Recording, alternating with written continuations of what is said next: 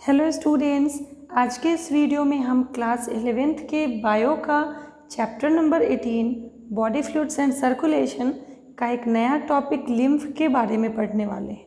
Lymph जो है उसको टिश्यू फ्लूइड भी कहते हैं। तो अभी हम समझेंगे इसके बारे में डिटेल में कि क्या होता है। As the blood passes through the capillaries in tissue, some water along with many small water-soluble substances move out into the spaces between the cells of tissue, leaving the larger proteins and most of the formed elements in blood vessels. ठीक है, इसको समझने के लिए हम screen पे एक छोटा सा डायग्राम बनाते हैं कि जैसे देखो, this is group of cells that is tissue. ठीक है, ये टिश्यू है जिसका मतलब कि बहुत सारे यहाँ पे सेल्स हैं, ग्रुप ऑफ सेल्स हैं जिनका ओरिजिन सेम है और फंक्शन सेम है।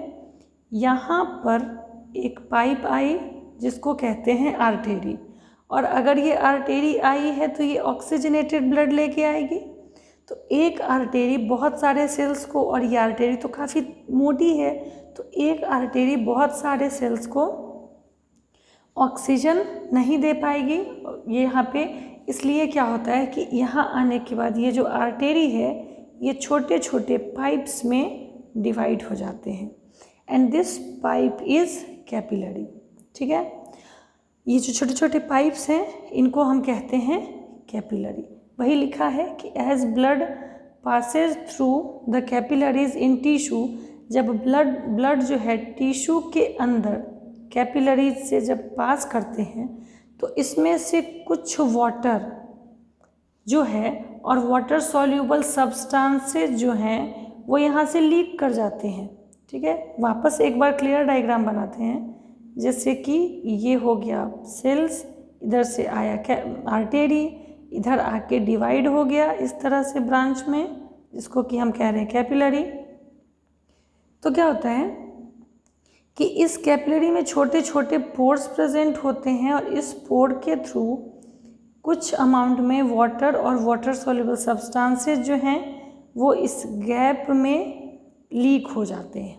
ठीक है, और जो बड़े प्रोटीन्स हैं और जो बड़े सब्सटेंसेस हैं, जो बड़े फॉर्म्ड एलिमेंट्स हैं, वो लीक नहीं होंगे, लेकिन छोटे छोटे जो मॉलिक्यूल्स हैं और सॉल्युबल सब्सटेंसेस हैं वो यहाँ पे जो कैपिलरी जिसके अंदर होती है वहाँ से लीक होके और कहाँ आ जाते हैं, ये इंटरसेल्यूलर स्पेस में। Intercellular space that means cells के बीच का जो स्पेस है इसमें लीक हो जाते हैं, और उसमें छोटे छोटे सब्सटेंसेस और सॉल्युबल प्रोटीन्स होंगे।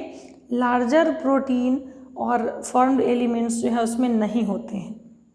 This fluid released out is called interstitial fluid और tissue fluid।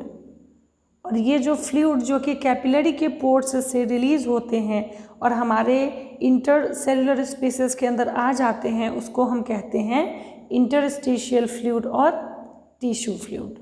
ठीक है, जिसको कि हम लिम्फ भी कह सकते हैं।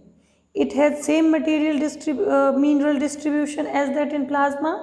और जो ये लिम्फ है इसके अंदर वही सारे मिनरल होंगे जो कि ब्लड के प्लाज्मा के अंदर होता है, और इस लिम्फ के थ्रू क्या होता है, exchange of nutrients, gases etc between blood and cell always occur through this fluid.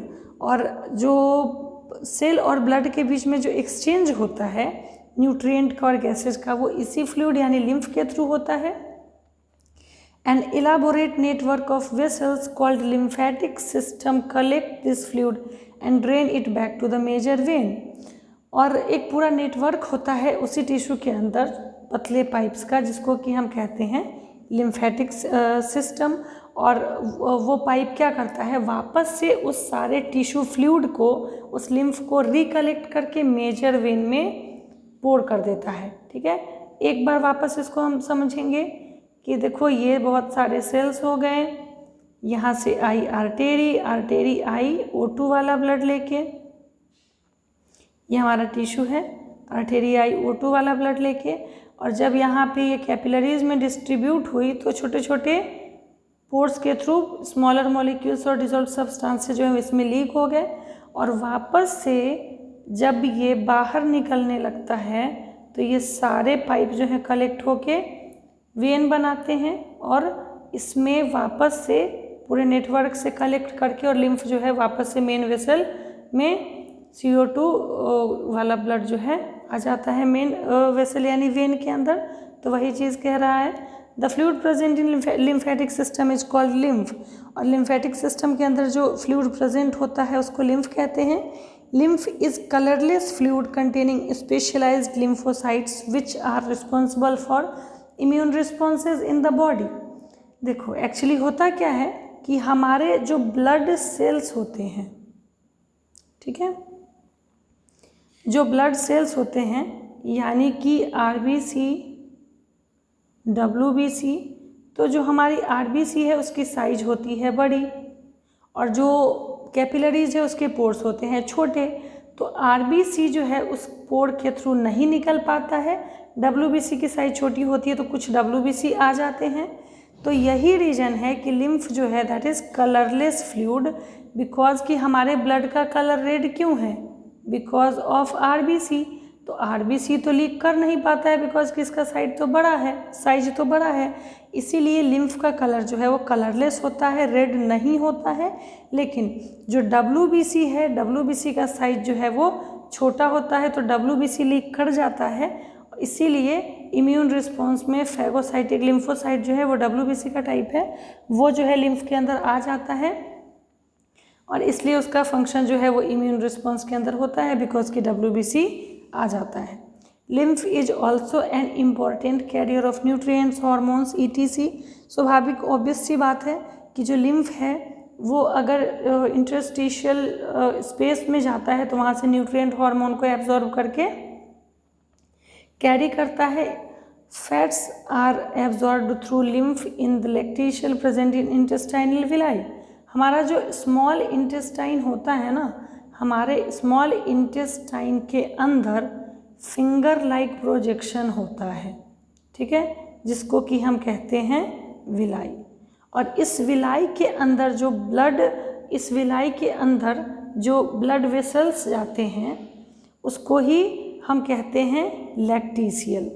और उस लैक्टीशियल में लिम्फ के थ्रू जो है वो न्यूट्रिएंट फैट जो है वो एब्जॉर्ब होता है। इसको और हम डाइजेशन में देखेंगे, अभी बस आपको याद रखना है कि हमारे स्मॉल इंटेस्टाइन के अंदर फिंगर लाइक प्रोजेक्शन होता है जिसको कि कहते हैं हम विलाई। विलाई के अंदर ब्लड कैपिलरीज जाती है जिसको कि हम कहते हैं लैक्टीशियल, और उस लैक्टीशियल से जो है वो फैट एब्जॉर्ब किया जाता है लिम्फ के थ्रू, ठीक है। तो ये हमारा लिम्फ हुआ। नेक्स्ट वीडियो में हम सर्कुलेशन टॉपिक को देखेंगे कि सर्कुलेशन कैसे होता है। तो वीडियो अगर अच्छा लगा तो इसको लाइक करिए, शेयर करिए और चैनल को सब्सक्राइब करिए।